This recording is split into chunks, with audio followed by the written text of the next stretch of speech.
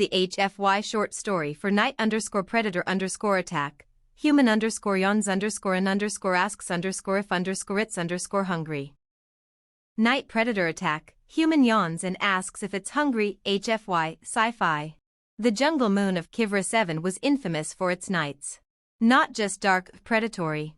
Once the twin suns dropped below the vine-choked horizon, the canopy became a hunting ground for things older than most civilizations. Xthren, a six-limbed Varric scout, had been stationed with a human for the first time in his life. The Galactic Union had decided that pairing Deathworlders with non-Deathworlders would improve planetary survival rates. Personally, Xthren thought it was suicide for the human. They were camped in a small clearing, bioscan perimeter humming quietly. Xthren had just settled into a half-sleep trance when he heard it, the telltale scrape of talons on bark. The hairs along his thorax stiffened. A night razor. He turned to warn the human, Elliot, but froze. The man was asleep. Not a tense doze. Not a half-alert soldier's rest. Full, deep, snoring. The sound drew the predator closer. The shadow moved between the trees, 3 meters tall, blade-like forelimbs, rows of fangs glistening under the starlight. Xthren's legs locked in place. It was right behind Elliot now. The predator's muscles bunched. It was about to lunge. Elliot sat up, slowly, still half asleep, rubbed his eyes, yawned loudly. "You hungry?" The night razor, apex terror of Kivra 7, stopped mid-pounce, its head tilted. Elliot reached into his pack, pulled out a ration bar, and tossed it casually toward the creature. The wrapper crinkled. The smell, high protein, nutrient-rich, hit the air. The night razor sniffed. Then it took the bar, ate it, slowly, watching Elliot the whole time. Elliot lay back down, muttering, "Good, don't eat me. I'm stringy." Within minutes, he was asleep again. Xthren didn't sleep for the rest of the night. By morning, the night razor was gone. Only deep claw marks in a nearby tree remained, along with the empty wrapper. When Xthren finally demanded an explanation, Elliot just shrugged.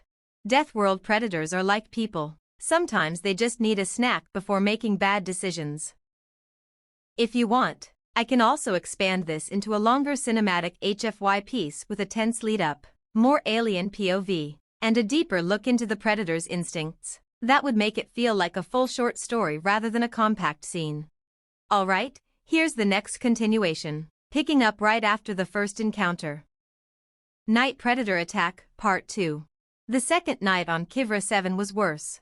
Not because of another attack, because Xthren couldn't stop imagining one. Every shadow felt alive. Every breeze sounded like claws on bark. Elliot, infuriatingly, slept like he was back in a safe orbital station. No armor, no weapon at hand, just that ridiculous human breathing pattern that practically announced their location to predators. Midway through the night, Xthren's ears twitched. Heavy movement, again. This time, 2 sets of footsteps. Through the thin beam of moonlight, the same night razor emerged from the undergrowth. And behind it, a smaller one, juvenile. The big one stopped at the clearing's edge. The young one peered from behind its leg. They didn't charge. They just stood there, staring at the human. Elliot woke, this time without surprise, rolled over, grabbed a small cooking tin from the fire pit, and filled it with strips of smoked meat. He slid it across the ground toward them. The larger predator lowered its head, sniffed the offering, and stepped aside so the juvenile could eat. Xthren couldn't believe it. The night razor, the same species responsible for wiping out a fully armed Union patrol, was allowing its offspring to come within 2 meters of a human. The big one met Elliot's eyes, not the look of a hunter, but of something Xthren couldn't quite classify. By the time dawn broke, the predators had gone, leaving only paw prints and a faint smell of wet earth. Elliot finally noticed Xthren's stare. "What?" the human asked, stretching. "You tamed it," Xthren said slowly. Elliot smirked. "Not tamed, just changed the conversation. Predators and prey talk in food and fear. I'm speaking food." That day, Xthren logged an official observation to the Galactic Union. Humans, capable of entering interspecies predator alliances through nutritional bribery. Recommend further study. Possibly dangerous. If you want, I can make the next part where the Night Razor actually follows them on their mission and ends up defending the human. That's where it turns from strange feeding ritual into legend. Here's the next part, where the Night Razor goes from curiosity to full-blown ally. Night Predator Attack, Part 3. 3 days into the mission, Elliot and Xthren had pushed deeper into Kivra 7's jungles than most Union scouts dared. They were supposed to plant seismic monitors and return. Instead, they found trouble. Union intel had warned of rival prospectors, armed ones, operating illegally on the moon. Xthren assumed armed meant rifles. He hadn't expected grenade launchers. They were ambushed near a ravine. Energy bolts ripped through the air, sizzling against tree trunks. Xthren dove behind a root wall, frantically checking his sidearm's charge level. Elliot crouched beside him, unnervingly calm. Then came the sound, low, throaty, and close. Not the enemy. A growl. The undergrowth behind the ambushers exploded. The Night Razor. It hit them like a living storm, claws and fangs blurring. One prospector screamed, cut off halfway. Another dropped his weapon and bolted. The rest scattered, firing wildly into the foliage. In less than 20 seconds, the fight was over. The predator stood amidst the wreckage, blood on its muzzle, breathing slow and steady. And then, the juvenile padded into view.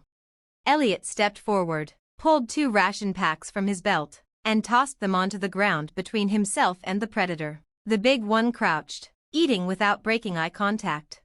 Xthren felt his pulse hammering in disbelief. It followed us. No, Elliot said, watching the predator finish the food. It joined us. The Night Razor stepped closer, not aggressive, but deliberate. It lowered its massive head and nudged Elliot's shoulder before melting back into the jungle, juvenile in tow. When Xthren filed his report that night, the entry was brief. Addendum, predator now operating as allied asset. Combat efficiency, extreme. Human seems to command it. I am unsure who is the more dangerous. If you want, I can make the final part where this odd alliance becomes a galactic rumor, and Elliot gets an unofficial title, the Predator Whisperer. That's where the HFY punch really lands. Alright, here's the final part, where the human-predator alliance turns into a legend. Night Predator Attack, Part 4, Final. By the time Elliot and Xthren returned to the Union outpost, the story was already spreading. It started with the surviving prospectors, half delirious, babbling about a human commanding a Night Razor. Then the automated sensor drones picked up the creature escorting their team through the jungle perimeter, Juvenile trotting at its side like a shadow. The sight alone sent shockwaves through the outpost. Union xenobiologists wanted to study it. Union tacticians wanted to weaponize it. Union politicians wanted to deny it ever happened. Elliot wanted lunch. They were halfway through debrief when the alarm sounded, breach on the south wall. A different predator pack had wandered too close. Defensive turrets whirred to life, then stopped. Because the Night Razor was already there. It didn't attack the wall, it attacked the intruders, scattering them with a single roar that shook the outpost gates. Then it turned, met Elliot's gaze from across the clearing, and left without a sound. Xthren caught the look on the commandant's face, the dawning realization that a single human had done in 4 nights what centuries of Union study had failed to do, turn the deadliest predator on Kivra 7 into a cooperative partner. The next day, a new entry appeared in the Union's Field Manual of Death World Protocols. Designation, Predator Whisperer. Species, Human, Terran. Known skill, establishing mutual non-aggression and alliance with Class A hostile fauna through resource exchange and behavioral mirroring. Threat assessment, potentially more dangerous than the predator itself. When Xthren asked Elliot what he thought about the new title, the human just grinned. Not bad, Elliot said, but they forgot the important part. What's that? Elliot stood, slinging his pack over his shoulder. They're still hungry, always bring snacks.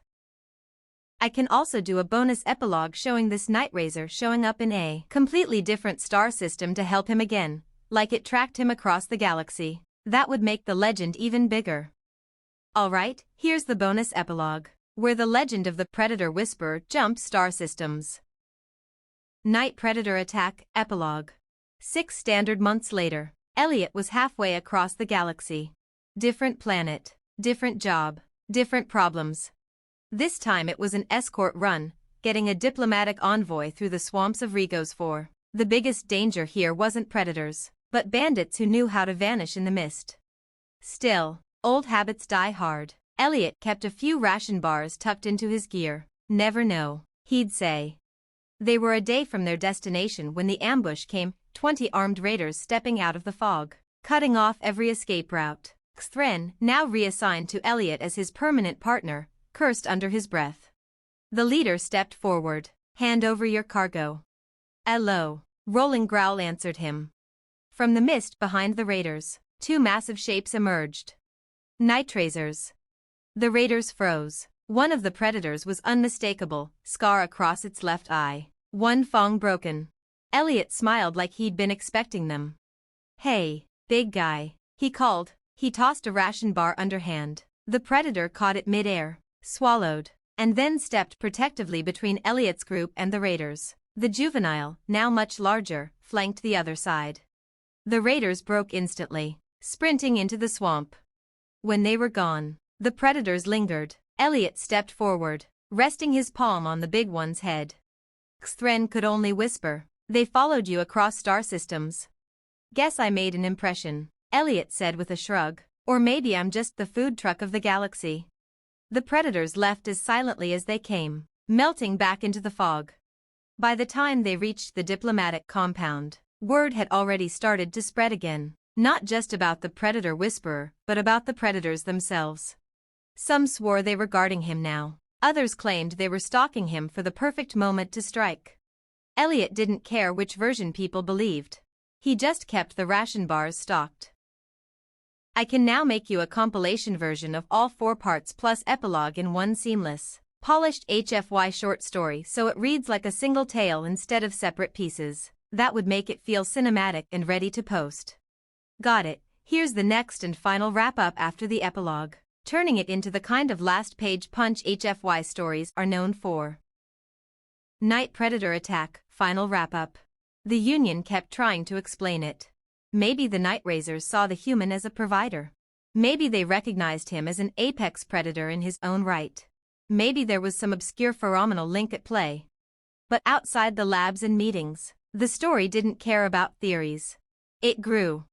By the end of the year, smugglers were telling tavern tales about a human who walked through Death World jungles with monsters at his side. Children on colony stations dared each other to Elliot the Predator their friends by sneaking up and offering them food. A few mercenary groups even tried baiting predators with rations, usually with less survivable results. Elliot ignored all of it. He wasn't interested in the legend. He was interested in his next job, his next campfire, and maybe his next cup of coffee. Still, every so often, he'd feel it. That faint shift in the wind, the subtle silence of other creatures going still. And somewhere, deep in the brush or fog, a pair of golden eyes watching. Not hunting, not yet leaving, just keeping track of him. Xthren swore the big one was following them across assignments. Elliot never confirmed it. He didn't have to. Because on the worst nights, when the perimeter alarms failed, the stars were blotted out by storm clouds, and something too quiet for comfort moved just beyond the light, he would lean back, open a ration bar, and toss it into the darkness. It was always gone by morning.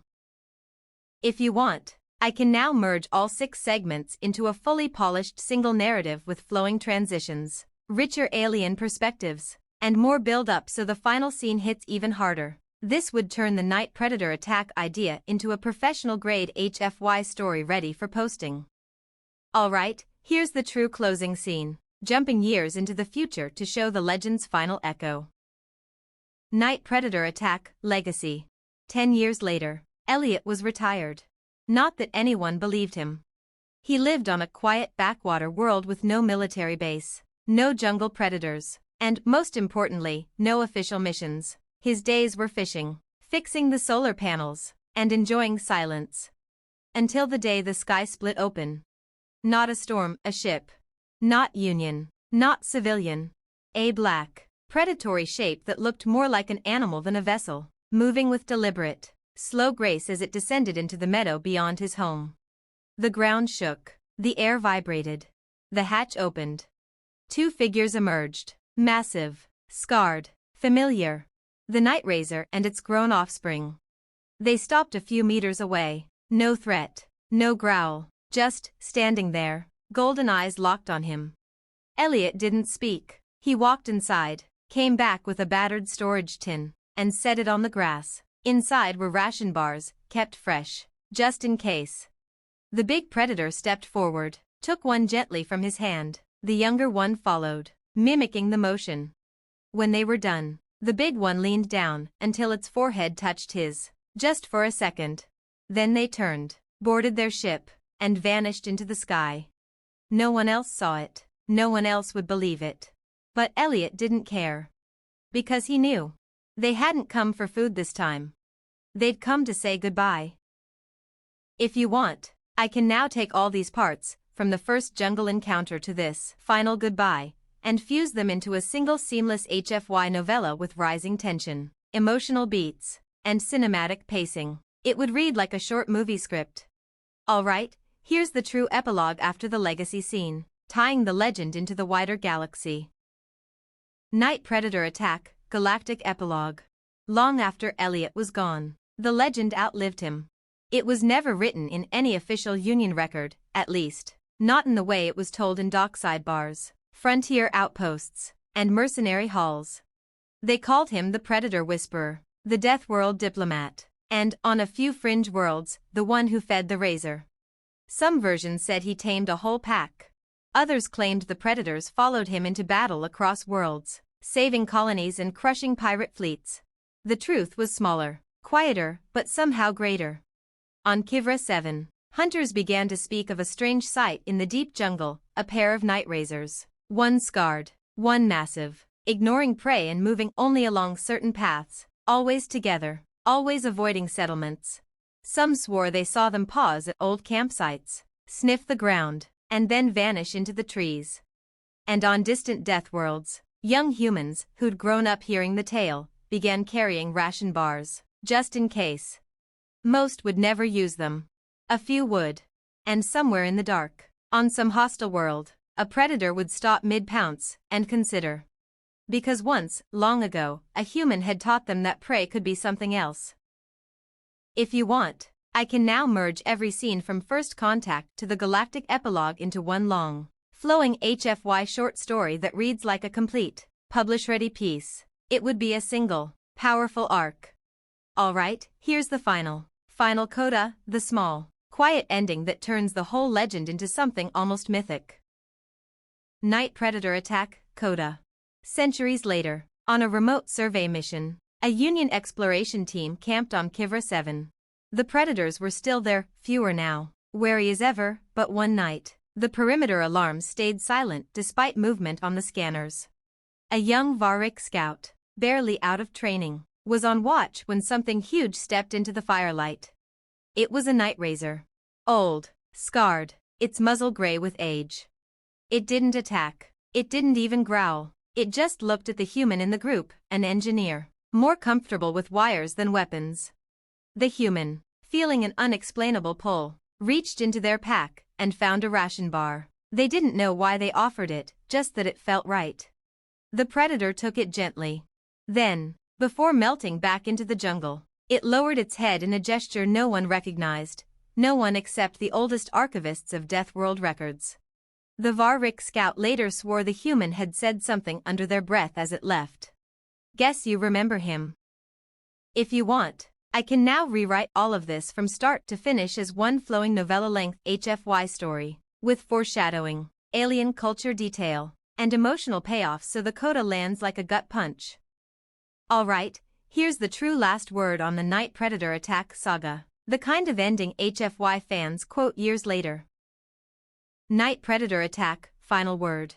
Decades after that quiet meeting in the jungle, a historian pieced together fragments from military logs, smuggler stories, and half-erased Union reports. They could never verify every detail. They didn't need to. Because no matter the version told, whether around a campfire, in a smoky station bar, or whispered to wide-eyed cadets before their first Death World deployment, the ending was always the same. A human met a predator in the dark. And instead of running, or fighting, or screaming, They offered it food. That single act had rippled across species, planets, and centuries.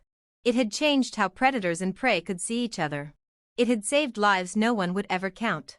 In the end, the historian didn't file it under xenobiology, tactics, or even legends. They gave it a different heading entirely. Humanity, changing the conversation. And beneath it, a single line, and signed, "Always bring snacks." If you want, I can now take every single scene we've written, from the first jungle encounter to this final inscription, and merge it into one polished HFY saga with chapter breaks and cinematic pacing. It would read like a complete short novel. Alright, here's the postscript, the kind of quiet, one-page add-on that leaves the reader staring at the last line for a while. Night predator attack, postscript. A century later, an unmanned research drone entered the Kivra 7 system. It wasn't looking for predators, it was tracking climate change across the moon's surface. The drone's AI logged an anomaly on its third night. Thermal signature, large, carnivore class, stationary at 3 meters from drone. No aggression detected. It switched to visual mode. The image feed showed a massive night raiser, old and scarred, sitting in the undergrowth. It wasn't hunting, it was just watching. At its feet lay something small and metallic. When the drone zoomed in, the object resolved into a corroded food tin, long since empty, lid missing. The predator stayed until dawn, then vanished into the jungle without a sound. The drone's log entry ended with an auto-generated tag. Behavior, unknown. Possible cultural artifact. Recommend non-interference. The file was archived and forgotten in some distant database. But on Kivra 7, in the deep green silence, something still waited by the old campsites, remembering a human who once changed the rules. If you want, I can now stitch all the parts we've written into a seamless, chaptered HFY epic with build-up, callbacks, and emotional layering so this postscript lands like a soft gut punch at the very end. Alright, here's the true last ember of the tale. Set so far in the future it's more folklore than memory. Night predator attack, last ember. Thousands of years later, Kivra 7 was no longer a death world. Terraforming had tamed the air, stripped the jungles, and driven most native predators into extinction. The night raisers were gone, at least, according to official records. On the edge of a farming settlement, a child chased a runaway ration wrapper across a field. It tumbled into the last strip of wild growth, an untouched wedge of tangled forest. The child stepped inside and froze. A shadow moved between the old trees, too big for any livestock. 2 golden eyes glowed in the dim light. The figure didn't approach, it didn't threaten, it only watched. And then, slowly, it lowered something to the ground. When the child crept closer, they found a small, ancient metal tin, rusted, dented, but unmistakably shaped to hold ration bars. No one in the village believed the story. They laughed, saying predators had been gone for centuries. But that night, the child placed the tin on their windowsill, just in case. In the morning, it was gone. If you want, I can now turn this entire saga into a fully integrated HFY novelette, from the first night attack to this far future echo, with smooth pacing and recurring symbolism so the ending feels inevitable and haunting. Alright, here's the absolute final scene, the one that closes the curtain for good and makes the legend feel eternal. Night predator attack, echo. Millennia later, the galaxy had changed beyond recognition. Empires had risen and fallen. Worlds had been remade. Most species' histories were scattered fragments, half erased by time. On a remote archive station orbiting a dying star, a lone curator sifted through decaying data cores. One file resisted corruption. It was tagged simply, Night_Predator_Attack, HFY archive. The curator opened it. There was no video, no sound, just a single image. A human, half turned toward the camera, tossing something small and wrapped toward a massive predator waiting in the dark. Beneath the image, a single line of text. Always bring snacks. The curator didn't understand the language, the species, or the context. But as they stared at the frozen moment, they felt something. A strange sense that this was important, that it mattered. And in some forgotten corner of a long-abandoned death world, where no one had walked in eons, The wind shifted through ancient trees, and somewhere deep within the shadows, a pair of golden eyes opened. Do you want me to now weave all of these next segments into one continuous, chaptered HFY saga so it reads like a single, flowing story from the first encounter to this echo? That would give it the weight of a complete legend. Alright, here's the true final afterword, the last spark that leaves the story hanging in the reader's mind like a ghost light. Night Predator Attack, Afterword. The file from the archive station found its way into the galactic net. At first, it was nothing more than a curiosity, passed between historians, then collectors, then storytellers. But something about that frozen image caught hold. On trade ships, captains began keeping small food tins in their cockpits. On frontier worlds, settlers left sealed rations at the edge of the wilds before clearing new land. On Death World expeditions, rookies would whisper, half in jest, "Always bring snacks." No one remembered Elliot's name. No one knew what a night razor was anymore. The predators were long gone. But in certain untouched corners of certain worlds, there were still stories, quiet ones, about golden eyes in the dark, watching, waiting, and deciding whether to come closer.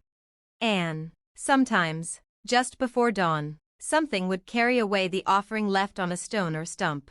No one ever saw what. But the food was always gone. Some called it superstition. Others called it tradition. The truth didn't matter.